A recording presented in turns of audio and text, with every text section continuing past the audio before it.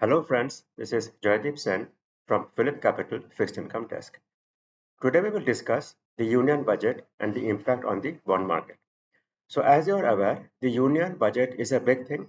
It has so many ramifications for the entire market, equity, bond, other segments of the market, the entire economy or personal finances. Today what we will discuss in particular is about the impact on the bond market. So, from the bond market perspective, there are two things which the market looks at apart from other things. The two major variables from the bond market perspective are one, the fiscal deficit or the target for the fiscal deficit for the next financial year, and the government borrowing. So, what is the significance of these two variables?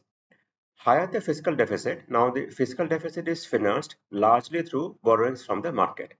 So higher the fiscal deficit, higher is the borrowing from the market and the quantum as such.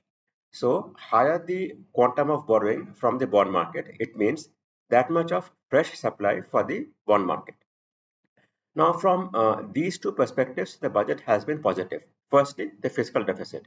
Just to give you a sense of how things have been moving, in financial year 21, fiscal deficit of center only, not counting center plus states, was 9.2% of GDP, which is very high. And it had to be high because the economy faced a challenge and the government had to spend money for which the fiscal deficit went up. From 9.2% of GDP in FY21, it eased to 6.7% of GDP in FY22. Current financial year FY23 target is 6.4% of GDP, which will be met. The variable in the budget was the target for fiscal deficit next financial year, which is FY24. And the target given is 5.9% of GDP, which is a positive in the sense it is in line with of what the market expected. Again, just to give a perspective there, what is the government's target or the glide path given by the government? It is 4.5% of GDP by FY26, which means after FY24, there are two financial years. It has to come down from 5.9% to 4.5%. That may be a bit of a stretch, but at least this 5.9% looks achievable and it is in line with market expectations. And then the big variable, government borrowing target. The number is 15.43 lakh crore.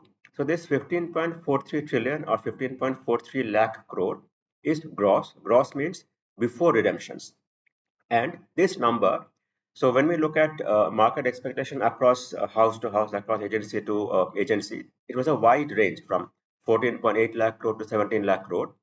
But if you look at the average or median of the market expectation, this 15.43 is less than the average or median market expectation.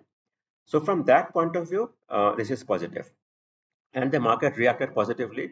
After the announcement of the budget, bond yields actually came down.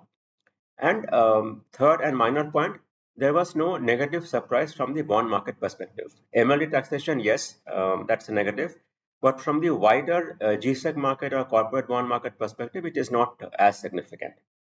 So the budget was one event which is now behind us, and the event has been positive. The next event, obviously, is the RBI policy review on 8th of February. And the broad market view and our view also is that they would hike by 25 basis point. Repo will move up from 6 quarter to 6 half. And that should be the last rate hike in the current rate hike cycle. The variable in the RBI policy is the stance or approach to policy rate formulation.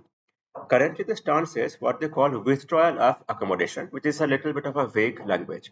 The expectation is this time they would hike by 25 basis point and move to neutral. As in, neutral is clear as to what the stance is, what the approach is.